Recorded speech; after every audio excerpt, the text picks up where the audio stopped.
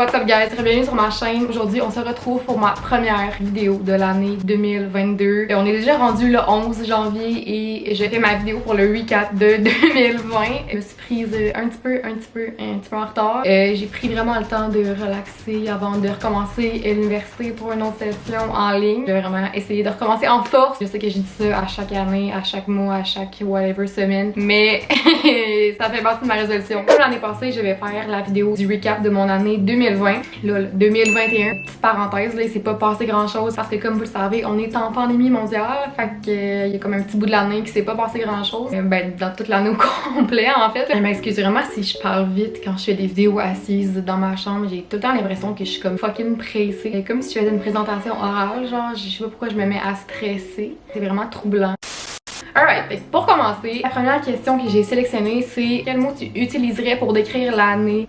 C'est quand même assez difficile de prendre un mot pour décrire une année en entier, mais comme je me rappelle de rien de mon année 2021, en tout cas j'ai l'impression de me rappeler de rien. On dirait que j'ai comme pas de souvenir de marquant de mon année tant que ça. J'ai vraiment essayé de réfléchir à ce que j'ai fait dans mon année 2021, mais j'ai l'impression que j'ai rien fait ou que j'ai complètement oublié ce que j'ai fait. J'utiliserais le mot oubliable. Je pense que mon année a été très oubliable. Genre oui, j'ai eu des beaux moments puis j'ai eu des mauvais moments, mais j'ai vraiment de la misère à me rappeler de ce que j'ai fait. On dirait que la COVID, ça nous rend vraiment dedans, puis on sort moins, on voit moins de personnes, on fait moins d'activités, peu importe. Fait que ça a pas été une année très marquante pour moi. Fait que ouais, mon année est pas mal très oubliable. J'espère que l'année 2022, ça va être une année inoubliable parce que ça serait le fun. Une découverte que j'ai faite en 2021. Je sais que c'est quand même une histoire assez ancienne, mais je me suis beaucoup intéressée au podcast. Cette année, ça existe depuis vraiment longtemps. J'ai l'air niaiseuse de sortir ça genre live. On dirait que YouTube, cette année, il y avait pas tant de vidéos à regarder, mais les podcasts ont été super populaires, puis j'en avais jamais écouté qui m'avait autant accroché pour que je les réécoute à chaque semaine. Mais là, cette année, comme plusieurs personnes j'imagine, j'ai vraiment été accrochée par le podcast Sexe Oral. J'ai vraiment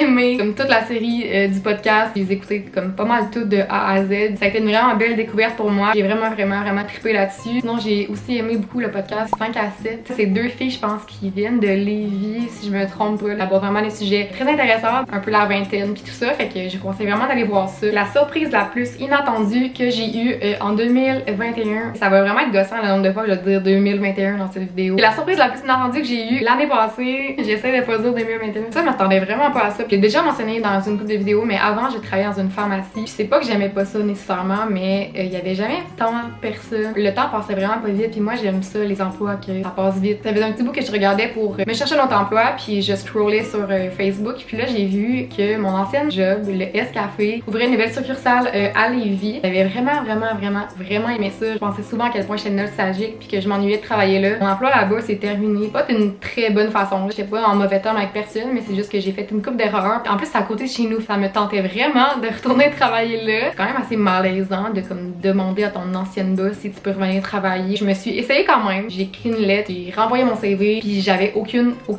attente, même que je me disais que mon ancienne boss allait rire de ma gueule. Mais finalement, cette histoire-là, c'est vraiment mieux terminé que je le pensais. Me laisser la chance de revenir. Ça a vraiment fini sur une note très positive. Puis là, maintenant, je travaille là depuis 2 à 3 mois. C'est une des bonnes décisions que j'ai prises en 2021. Puis je regrette vraiment pas mon choix. Ma série préférée de l'année, ça, j'en ai eu énormément parce que j'ai littéralement passé tout mon temps de l'année à être sur Netflix, à écouter toutes les séries possibles. J'en ai sélectionné 2 que j'ai vraiment aimé. Puis je vais pas vous les décrire, ok? Parce que je suis la pire personne au monde pour décrire une série. Genre, j'ai déjà essayé à quelqu'un, puis pour vrai, je me suis humiliée. C'est ça, je peux pas expliquer ça. La première, c'est Startup. Je pense que c'est une nouvelle série qui a été ajoutée il y a pas si longtemps sur Netflix. Puis moi, j'ai vraiment trippé sur cette série-là. Je l'ai binge-watch en 3 jours au complet.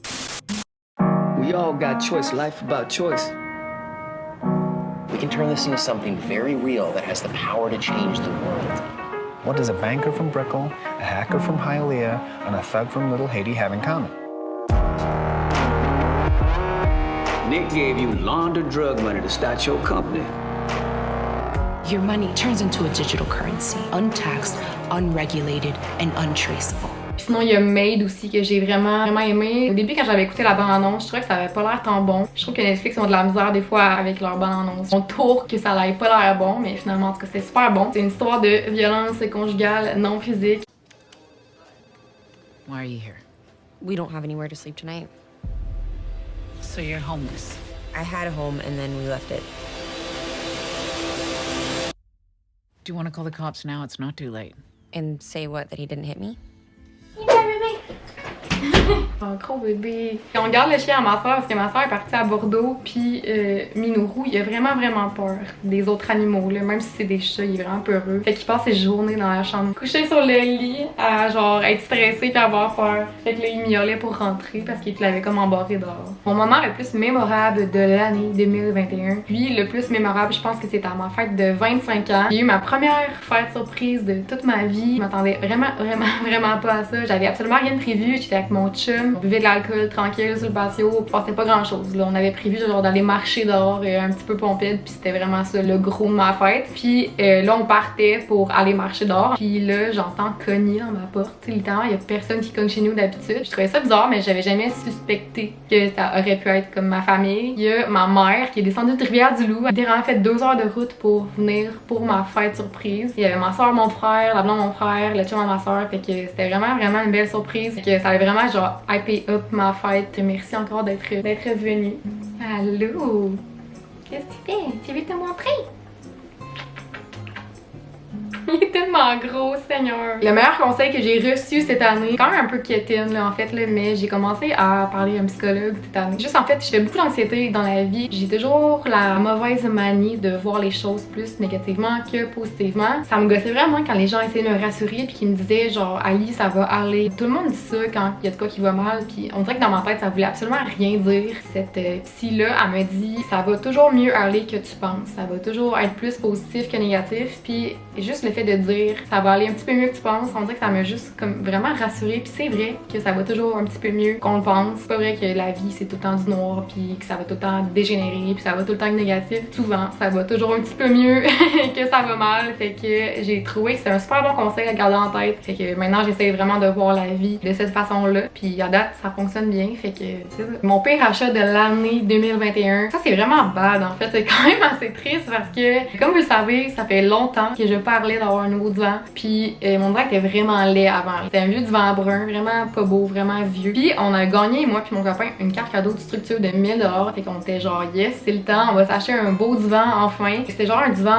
avec un tissu assez spécial, c'est genre du polyester, c'est comme un peu du simili-cuir, mais nous on n'est pas experts en tissu, là, fait qu'on pensait que c'était un tissu bien chill. Puis finalement, ce tissu-là, vraiment le pire tissu qui a jamais été inventé en appartement avec des chats. Clairement, le chat il fait juste sauter sur le divan puis ça fait genre des graphines. Fait environ, je sais pas, 5-6 mois qu'on a le divan, puis le divan il est graffiné à grandeur. Fait qu'on est comme passé d'un divan vraiment laid à un divan confortable, mais qui est comme vraiment toute défaite aussi. Je vais considérer ça comme le pire achat de notre année, même si on pouvait pas le savoir. Un but que j'ai réussi cette année, un but que je voulais faire depuis longtemps et que j'ai fait cette année, c'était de faire une première collaboration YouTube qui est arrivée en 2021 avec Mel Turcotte, notre vidéo avec Chac à Snack. On a testé full de snacks ensemble. Ça m'a vraiment sorti de ma zone de confort parce que DM quelqu'un que j'ai jamais parlé, de lui offrir de faire une vidéo ensemble quand on s'est jamais rencontrés, c'est quelque chose qui me stressait beaucoup. T'imagines c'est malaisant puis t'as rien à lui dire. Vraiment ça s'est super bien passé puis c'était vraiment je trouve un nice vidéo à faire. Fait que c'est ça, je suis vraiment fière d'avoir fait ça en 2021. La mauvaise habitude que j'ai arrêtée,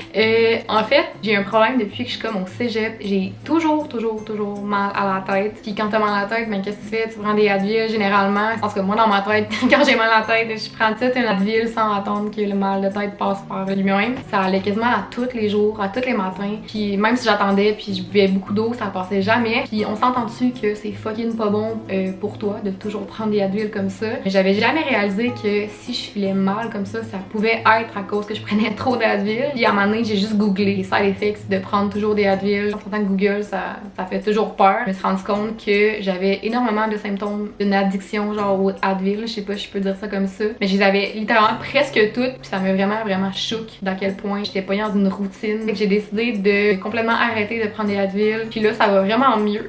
J'en prends plus ou pas du tout, à moins que ça soit genre une urgence mondiale. Là. Je veux même pas imaginer ce qui aurait pu arriver, mais je suis vraiment contente de l'avoir combattu puis d'avoir réalisé que c'était pas bon pour moi parce que ben c'est ça. Mon plus gros accomplissement de l'année 2021. Cette année, je pense que j'ai vraiment été à l'écoute de moi-même, de mon corps, ce qu'il fallait que je règle dans ma tête pour être bien dans ma vie. J'ai vraiment pris des mesures pour avoir une meilleure santé mentale. J'ai été voir un psychologue, j'ai essayé de tous les moyens d'arrêter mon anxiété. J'ai vraiment essayé d'être à une meilleure place mentalement parce que j'étais tellement anxieuse puis stressée tout le temps, que j'avais beaucoup de symptômes physiques, psychologiques, puis le stress, ça m'empêchait de faire énormément d'affaires depuis un petit bout. Ça va... Ah! My God! What's up, bitches? Je peux pas faire ça, j'étais genre dans la plus grosse deep talk ever! Ouais, j'ai failli faire une crise cardiaque. Allô! Pauvre bébé! Pauvre petit! Le moment le plus embarrassant dans mon année 2021, ça, j'ai eu la misère à mettre le doigt dessus parce que je suis tout le temps embarrassante. J'ai pas eu de gros moments, genre vraiment gênants. Mais il y a une affaire qui m'est arrivée à moi. Il y a personne qui a vu ce que j'ai fait, mais je pense que c'est vraiment assez embarrassant pour moi-même. C'est dégueulasse en fait. Regardez le chien à ma soeur que vous venez de voir, Milo. Puis je l'ai sorti le matin pour qu'il aille faire ses besoins dehors. Un petit numéro 2 comme je pourrais dire. J'avais pris un sac, j'étais un peu fatiguée là, je venais juste de me réveiller. Quand tu ramasses un caca de chien, tu mets ta main dans le sac puis tu ramasses le caca. Puis là ben je pensais que c'est ça que j'avais fait, mais c'est dégueulasse. Fait que là je ramasse le caca, puis j'étais comme voyons c'est bien bizarre, on dirait que je le sens plus que d'habitude, on dirait que c'est plus mouillé que d'habitude. Puis là je comprenais pas trop, j'étais genre bon ok le sac il doit pas être très épais. Puis là, je check ma main et j'ai littéralement le caca effoiré dans ma main avec le sac à côté. Ouais. Fait que je sais pas ce qui s'est passé, mais j'ai pas mis ma main dans le trou du sac. Je l'ai juste pas mis dans le sac, fait que j'ai vraiment ramassé le caca avec mes mains. Je peux vous garantir que le mal de cœur était au rendez-vous. C'était genre 8h du matin. C'est littéralement la première chose que j'ai faite, c'est ramasser un caca de chien avec mes mains. C'est bien mou. Comment tu peux moffer genre un trou de sac en tout cas? Whatever, ça top vraiment le top des moments embarrassants que j'ai eu en 2021. Mon vidéo préférée de l'année 2021, mes vidéos préférées, c'est vraiment ceux-là que je filme avec ma famille et avec ma mère en particulier parce que ma mère, je la trouve vraiment drôle en vidéo. Vous l'avez sûrement remarqué, elle parle pas super bien, tu sais, on vient d'une région puis elle a des expressions assez drôles. De filmer avec elle puis ma soeur, c'est toujours vraiment drôle à filmer. Lego. Qui est vraiment gros. Right, fait qu'on va finir pour mes résolutions pour l'année 2022. Mes résolutions, ça serait vraiment de sortir de ma zone de confort puis faire plus de trucs aventuriers. Comme j'ai dit, je fais beaucoup d'anxiété encore une fois. Ça va finir d'arrêter de dire ça, mais j'ai tendance à pas vouloir faire des trucs que je connais pas parce que ça me stresse. J'aimerais vraiment ça aussi. Ça fait vraiment longtemps que je veux faire ça puis que je le fais pas parce que je suis fucking gênée. Je trouve que ça a l'air de l'affaire la plus gênante ever. J'aimerais vraiment ça prendre des cours de chant parce que je joue de la guitare puis j'aimerais ça accompagner ma guitare par chanter. C'est un peu place de la guitare puis pas chanter en même temps parce que c'est juste un beat long puis ça finit plus. Mais je me vois vraiment mal arriver comme dans un cours de chant puis de devoir montrer ce que je sais faire à quelqu'un que j'ai jamais vu de ma vie. Ce scénario-là, je le répète dans ma tête depuis longtemps puis ça m'effraie genre à un point inimaginable. Je vous tiens au courant si jamais je deviens une experte en chant. J'aimerais vraiment ça aussi trouver le métier que je veux faire dans ma vie parce que je suis indécise là-dessus depuis littéralement je suis au secondaire en communication en ce moment, mais j'ai pas comme le métier que je veux faire là-dedans puis que je suis dans le bac à cause de ça. J'aimerais vraiment ça mettre le doigt dessus puis vraiment me fixer un objectif pour me rendre à ce métier-là. Ça fait pas mal le tour des questions que j'avais sélectionnées. J'espère que ça vous a plu puis que c'était pas trop perturbant d'écouter mon recap en mi-janvier. J'espère que ça vous a plu. Vous savez quoi faire. Vous pouvez liker, commenter, partager la vidéo, vous abonner. Vous pouvez m'écrire c'est quoi vos résolutions en commentaire. Bye!